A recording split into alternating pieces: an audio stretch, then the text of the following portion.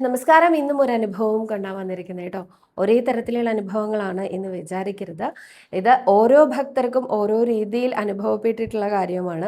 മാത്രമല്ല, ഏതോ ഒരു ദ്വാപരയുഗത്തിലെ ഏതോ ഒരു കൃഷ്ണൻ എന്ന രീതിയിലല്ല, നമ്മുടെ പൊന്നു ഗുരുവായൂരപ്പൻ ഇന്നും നമുക്കിടയിലെ ഓരോ നിമിഷവും ഉണ്ട് എന്ന് തെളിയിക്കുന്ന അനുഭവങ്ങൾ ഏറെയാണ് ഗുരുവായൂരിനെ സംബന്ധിച്ചിടത്തോളം.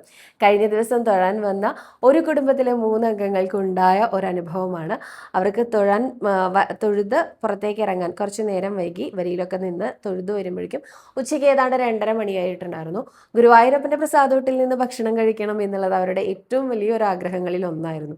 അപ്പോൾ അവർ വന്ന് സെക്യൂരിറ്റിയോട് ചോദിച്ച സമയത്ത് പ്രസാദോട്ട് ക്ലോസ് ചെയ്തു, ഇനി പറ്റില്ല എന്ന് പറഞ്ഞ സമയത്ത് അവർ പറഞ്ഞു, ഞങ്ങൾക്ക് 3 പേർക്കും കൂടി ഓരോ ഇല തന്നാലും മതി, ഒരു വറ്റായാലും ഭഗവാന്റെ കഴിച്ചാൽ സന്തോഷമാണ് എന്ന് പറഞ്ഞുകൊണ്ട് അവർ അവിടെ വെയിറ്റ് ചെയ്ത സമയത്ത് പറഞ്ഞു പറ്റില്ല, അവിടെ ക്ലോസ് ചെയ്തു എന്ന് പറഞ്ഞു. ഭാഗത്ത് നിന്ന് ഈ സെക്യൂരിറ്റി ഗാർഡിൻ്റെ മേലെയുള്ള ഉയർന്ന സെക്യൂരിറ്റി ഓഫീസർ വന്നിട്ട് പറഞ്ഞു, കടത്തിവിടൂ 3 പേരല്ലേ എന്ന് പറഞ്ഞു.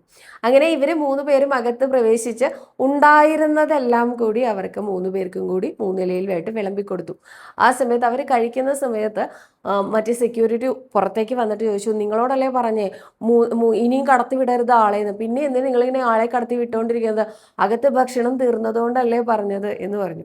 ആ സമയത്ത് പുറത്ത് നിൽക്കുന്ന സെക്യൂരിറ്റി ചോദിച്ചു, അല്ല അങ്ങല്ലേ പറഞ്ഞത്, വന്നിട്ട് 3 പേരല്ലേ, അവർ കടന്നോട്ടെ എന്ന് പറഞ്ഞില്ലേ, ആ സമയത്ത് അങ്ങയുടെ വേഷവും ഇതായിരുന്നില്ല, കാരണം അങ്ങ് യൂണിഫോമിലായിരുന്നില്ല, കസവ് വേഷ്ടി ഇട്ടിട്ടല്ലേ വന്നത്, ഗോപിക്കുറി ഉണ്ടായിരുന്നല്ലോ അത് അങ്ങയുടെ നെറ്റിയിൽ.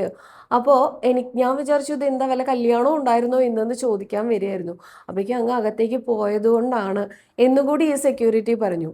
രണ്ടുപേരും ഒരു നിമിഷം ഒന്നിങ്ങനെ ആലോചിച്ച് നിന്നപ്പോൾ അവർക്ക് രണ്ടുപേർക്കും ഉത്തരം കിട്ടി, ശരിയാണ്, ഇതെൻ്റെ ബോസ് വന്നതാണ് എന്നാണ് ഇത്ര രണ്ടുപേരും പറഞ്ഞത്.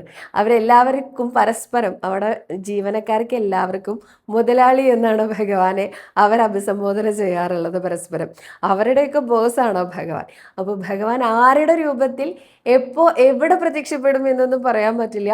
ഭക്തന്റെ ആഗ്രഹം സാധിപ്പിക്കണം, ഇത് മാത്രമേ നമ്മുടെ ഉണ്ണികൃഷ്ണന്റെ ഒരു വിചാരത്തിലുള്ളൂ എന്നുള്ളതാണ് ഭഗവാന്റെ ഒരു നേച്ചർ. അങ്ങനെയാണ്, നമ്മൾ ആത്മാർത്ഥമായിട്ട് എന്താഗ്രഹിച്ചാലും നമ്മുടെ ഉണ്ണികൃഷ്ണൻ അത് നടത്തി തന്നേ വിടുള്ളൂ എന്നുള്ളത് തന്നെയാണ്.